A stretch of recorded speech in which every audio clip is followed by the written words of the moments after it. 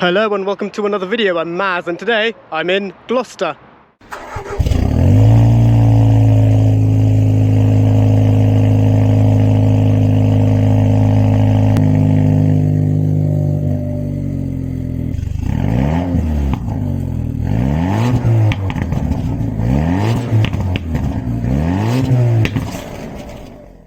And in today's video I'll be trying out this convertible Jaguar F-Type.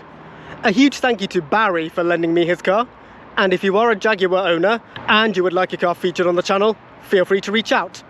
Now if you want the full overview for the Jaguar F-Type, click on the top right hand corner of the screen or in the link in the description down below. In this video we're just going to focus on the convertible, which actually made it into production a year earlier than the coupe in 2013. So technically speaking, the concept F-Type came out in 2011, the CX16, and then the production F-Type in convertible form came out in 2013, with the old XK still being in production for another year, and then pensioned off the moment the coupe F-Type came in. And this particular car is a V6 all-wheel drive, but if you want the video on the V6, click on the top right hand corner of the screen or in the link in the description down below. And of course all those other coupes that preceded the F-Type had their convertible versions as well. So the old XK120, 140, 150, C-Type, D-Type, E-Type, XJS, XK8, XK, and this, the F-Type, it all follows the same lineage as its hardtop equivalent. But as far as convertible F-Types go, that's it with the overview. So here is the front of the convertible F-Type, and here is the key. It's the same as any other Jaguar from its era, and yes, this one has peeled. And what's different with this earlier car, so this phase 1 for example, has the bi-xenon headlights, so you get this very round projector. And I've been talking to another designer, apparently the headlight of this car is meant to resemble something, and because this is a V6 it's silver, whereas on a V8 it would be all black. The phase 1 also comes with these double air intakes, so you got a smaller one here and a larger one here rather than one large intake. Being an S model, so this car has 380 PS as opposed to 340. This only applies to the phase 1. With the phase 2 they renamed it to just P340 or P380. This particular car has the chrome grille, so you get chrome surrounds everywhere, and you can also choose to have something called the Sport Design Pack, which this car doesn't have, where the front splitter sticks out even more, and I'll talk about the other changes later on. Because this is an all-wheel drive, you get these distinct bonnet vents. If this were to be a rear-wheel drive, they'd be closer to the windscreen, and the bonnet bulge is ever so slightly wider, so the creases are here and here, but if this were to be a rear-wheel drive you'd only get the inner creases for the bonnet bulge. And one thing to look out for if you're getting a V6 or a V8 and you got the other bonnet vents, watch out for water ingress as they can seize the injectors. Luckily the owner of this one does not have to worry because the vents are relocated on this all-wheel drive model. Coming around, again, nothing much more to declare. This particular car has 19-inch diamond cut wheels. They're grey inserts as opposed to black, and with the S you'd get black calipers. With the non-S they're not coloured. Once again, chrome side vent, and you get a plain side skirt. If this were to be the Sport Design Pack you'd have an extension. Here's what the overall side profile looks like. The roof is currently down, but here's what it looks like with the roof up. And overall it looks a lot more 3-box over its coupe counterpart. And I don't know if this is true or not, but the side window is designed to look like the wing of a Spitfire. Here's what the window looks like. And of course, chrome on the rollover hoops. Here's where the roof stows away when it's down. And because it's a convertible, the rear wing is wider. One noticeable benefit of this rear deck is you can just use it as a dinner table. That's not something I can do with my coupe. And because it's a convertible, the rear wing is wider. Coming to the back, once again, it's pretty much the same as the coupe. You just get a slightly wider rear deck, and because it's a V6 you get twin exits. And once again, if you had the Sport Design pack, the rear valance would look slightly different. You get an underline and then a wrap around the tailpipes, followed by another underline. To let you know it's an all-wheel drive model, you get the all-wheel drive emblem to distinguish. And with the convertible, the high-level brake light is here, since there's no rear window permanently fixed. Coming to the boot. So this is the reason why I didn't get the convertible. I ended up going for the coupe. The boot just looked a bit too unforgivable, even though this is a soft top. Here's how much space you get. But that being said, it doesn't look as impractical as it first seemed, because it does go much further back, and this particular car does not have the spare wheel, which would have been up to about here. It still looks big enough to accommodate a week's worth of shopping. The owner says it does. And luckily this section is also extended, though I do feel like there should be a cover for this. Apparently there isn't. That being said, you still have your emergency interior release if you ever get kidnapped in a boot this small. Mandatory for Germany warning triangle, your tow hook, and what looks like an extra tether strap here. But yeah, that's about it. And that was the primary reason why I went for the coupe. And yes, even the convertible has its washer fluid in the back for balance, and you got the fancy Jaguar script on the end. And to close the boot, just pull on one of these handles. No fancy grab handle like on the coupe, and close like so. Coming inside, once again, nothing much different to talk about, other than this particular car has the illuminated blue kick plates, and there's no lane keeping assist.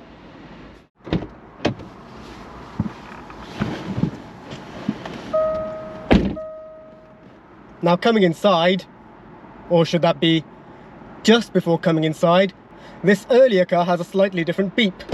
So that's the door open.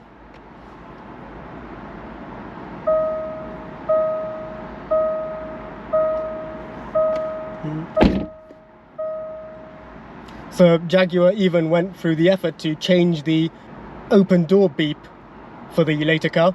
And once again, it's pretty much similar to all the other F-types. So for starters, steering wheel is more or less the same, though this particular car has a flat bottom steering wheel, and rather than having silver around here, it is black. And same with the surrounds for the dials. Again, on my car they're silver. And because it's a V6, just like the other car, the red line is ever so slightly higher. And because it's a later version of the earlier car, you've got the same dials as the Phase 2. The early Phase 1s will have square fonts. Being a Phase 1, this door handle is in silver, and the bezel for the seat adjusters are gloss black. Again, if this were to be a Phase 2, it's this that would be silver, as well as the surround for the air vent, and then this in satin black, similar to this. Or you can choose to have the interior black pack, where all of this is exactly the same, but the door handle is also gloss black. Once again, this car has the extended leather, though it is not color coded, and the leather here feels a bit thinner, and there's no contrast stitching. Again, it's more or less the same here, nothing much to talk about, except this one does not have the meridian. This particular car has plastic paddles, which actually light up their plus and minus at night. Once again, pretty much the same. This start button is in black, though earlier cars had the option of having copper. Same with the paddles, and same with the drive mode selector. And interestingly, same parking brake releaser as the later cars, but if you get an early Phase 1, the housing actually extends here as well. And because it's a convertible, the only big difference here is this switch.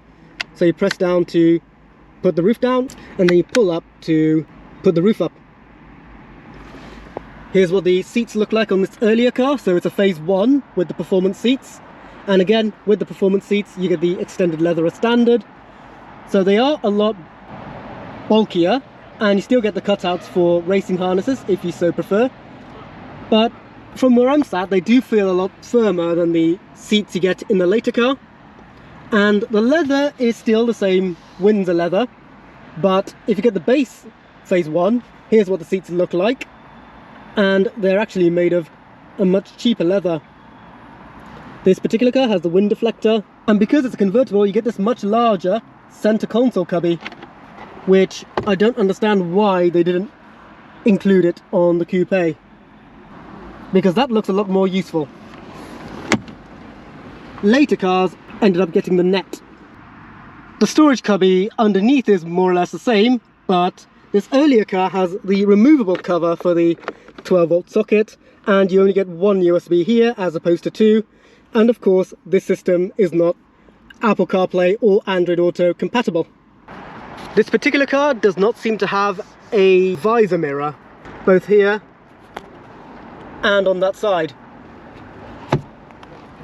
So they must have added that on the updated cars.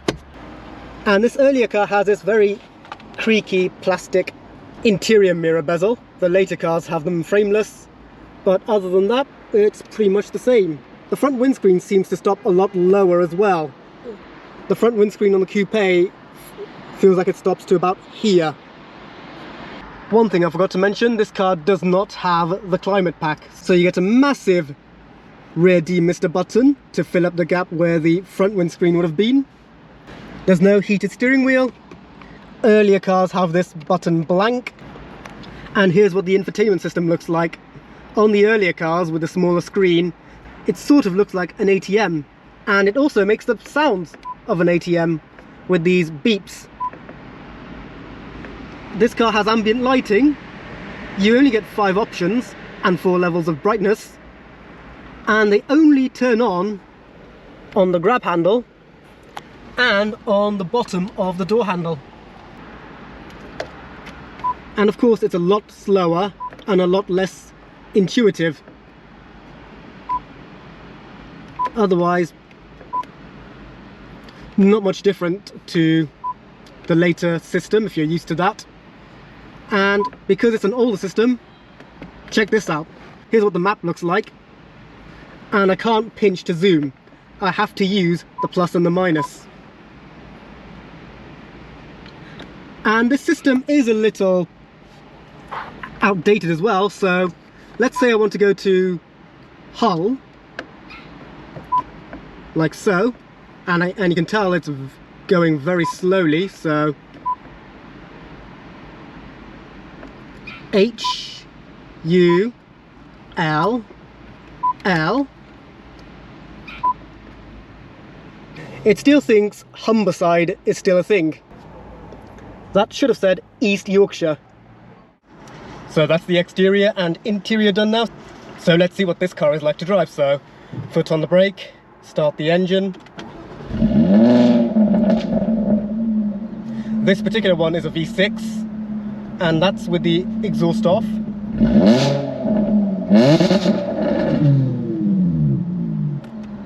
And that's with the exhaust on. Okay, so turn that back off, and roof goes back up for now.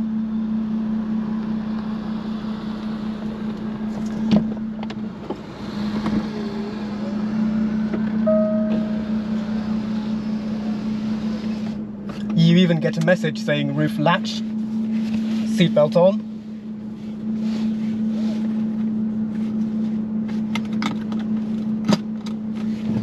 Into drive, and off we go. Oh, wing is still up. There we go. So from first impressions, it does feel very dark in here. Now my coupe has the glass roof, so that could be why. The flat bottom steering wheel, I actually don't mind. I do get on with it well.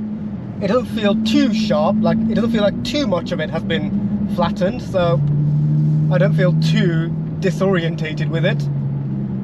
And one thing I've noticed is that it's much thicker on the 10 and 2 and slightly thicker on the 9 and 3.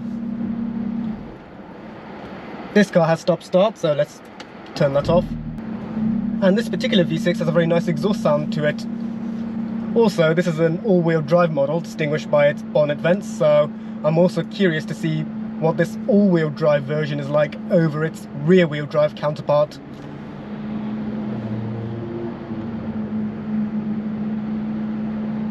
Also, this Phase 1 has these thicker performance seats. If you're a taller driver, can make it trickier to get comfortable in, but I'm fine. The only thing I find is that they're a lot harder than the Phase 2 performance seats. As a result, there may be a bit more discomfort on long distance journeys, and this is something I really enjoy doing in my F-Type. In fact, the owner of this car and I first met over in Roughus Airfield, which is a 3-hour 40-minute drive from where I live. Now, if you want to see me attend that event organised by Raptor, click on the top right hand corner of the screen or in the link in the description down below. That was an EP3 Type R. Okay, setting off now and into Eastern Avenue. It's a bit busy right now. And turn. Being the convertible with the roof up, the roofline does feel a lot lower than in the hardtop, and rear 3/4 visibility was absolutely terrible in the coupe, but it's far worse here in this convertible form. At least with the roof up. I'm sure it's improved with the roof down. And just like the coupe, the convertible does feel cocooned, and when it's raining, I know it doesn't make too much noise. Again, this particular car has an exhaust fitted to it, so I'm not really going to count that as part of the review, other than saying I like the sound. And that's with the exhaust off, mind you.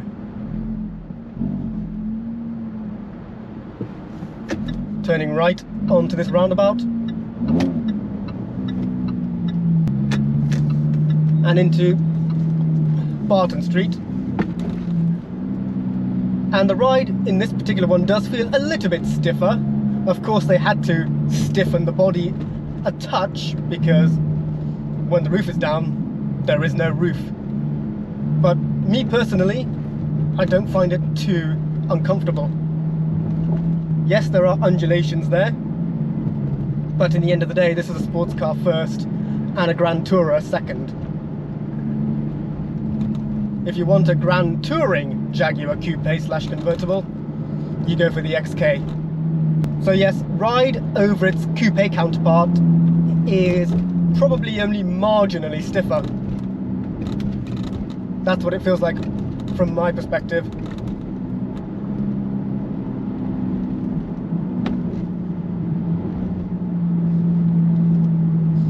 Here comes a speed bump and a few undulations.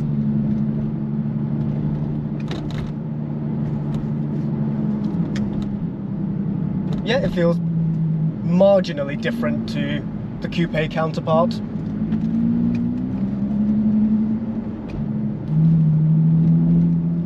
Just this section of the roof seems to be coming a bit more into my line of sight, but only just. So yeah, let's skip this section. So overall, the ride in this car is nothing much to talk about. It's only marginally stiffer than its coupe counterpart. But then again, I am driving the earlier Phase 1 car, so that could be another factor. Also, this particular car has blind spot monitoring fitted on, so there's a white dot on each mirror, and if I try to change lane with the car in the blind spot, it would warn me. So that's something I appreciate this particular car having. And into the city centre we go.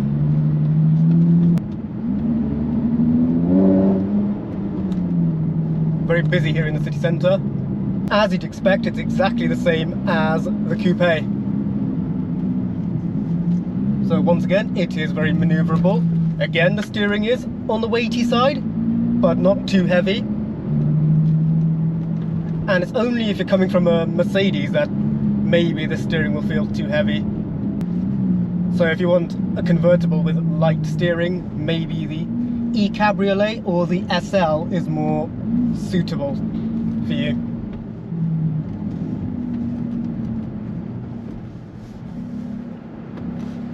Turning in.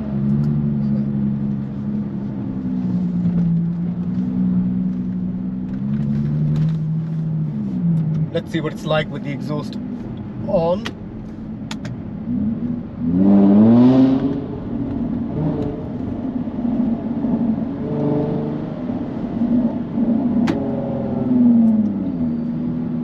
Very ASBO. That is a very loud exhaust. Red light.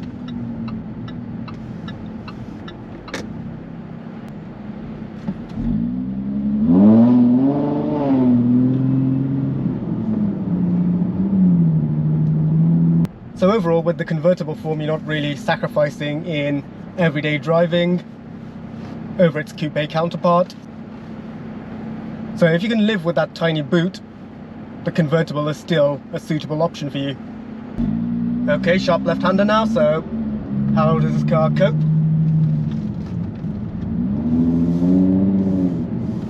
Barely any difference at all. And luckily, being the performance seat, it's got shoulder supports.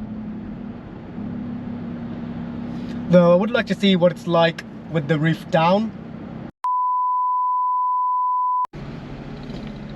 Okay, redoing this left-hander, but with the roof down. Any difference? Probably a little bit more body roll, but not by much. But yes, that's the sharp left-hander with the roof down. Okay, one last thing to check, see what it's like on the open road, see what it's like in dynamic mode. Okay, putting it into maximum attack, so move the gear selector to the left and pull the switch back into dynamic mode so the dials glow red and the exhaust turns on.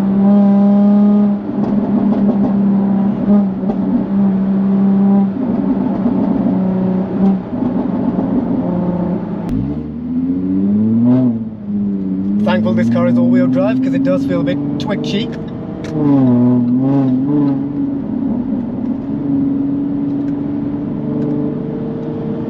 And I can't put my foot down because there's someone in the way.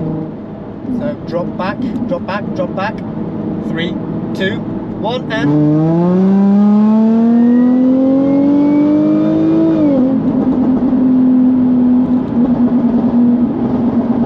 and of course this car is supercharged, so there's a whine coming from the front of the car. Like so.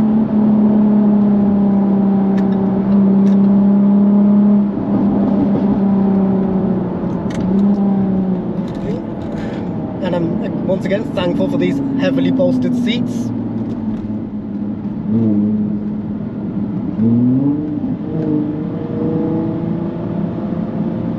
Back on the main road.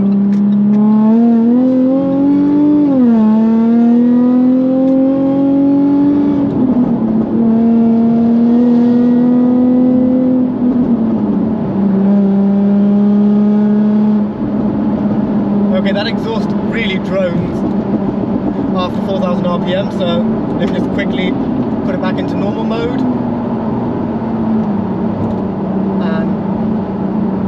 And yes, at 70, at top gear, this car revs just under 2,000 RPM.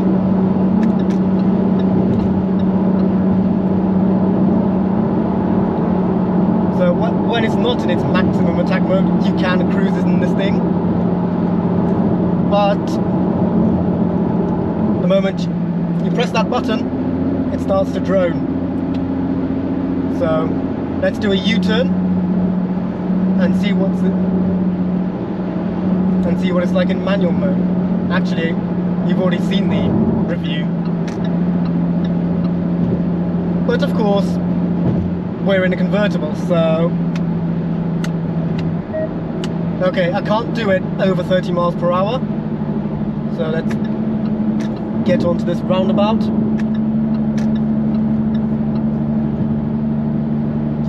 Drop the speed.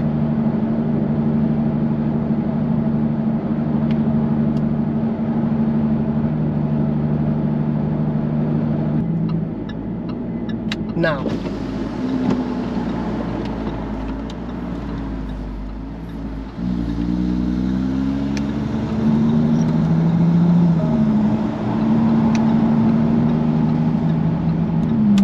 better.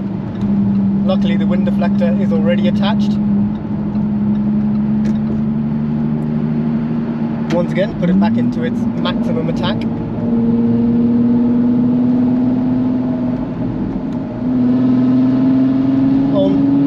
Onto the bypass.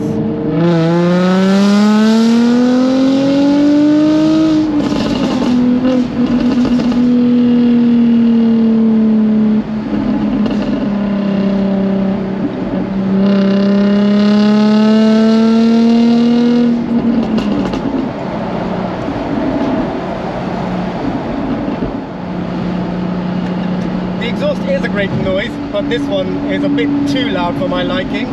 So let's turn the exhaust off.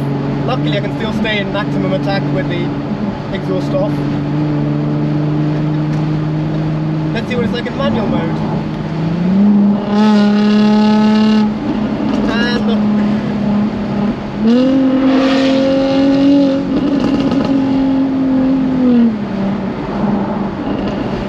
Even with the exhaust off, it's really noisy after 4,000 RPM. But the actual driving experience is definitely a lot more enjoyable with the roof down. And if I take it off dynamic mode and cruise along with the roof down,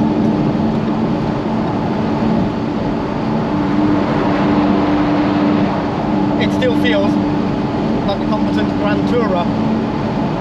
And even though I'm filming in the middle of October, I don't feel too cold.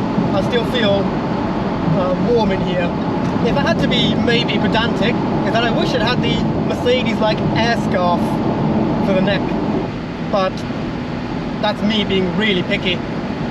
Otherwise, I'm glad to have driven this convertible, and I'm glad to have experienced it here with the roof down and with that noise, even if it's a bit too raucous for my liking. So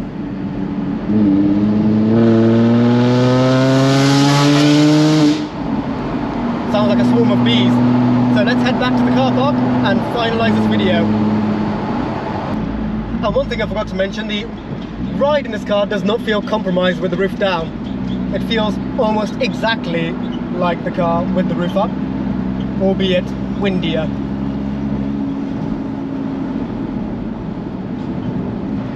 Now let's head back to the car park and finalise this video. So that's it for today's video. I hope you enjoyed watching me try out this Jaguar F-Type convertible. Like the video if you enjoyed it, subscribe if you are new, ring the bell to stay up to speed, and I'll see you guys next time. Cheers!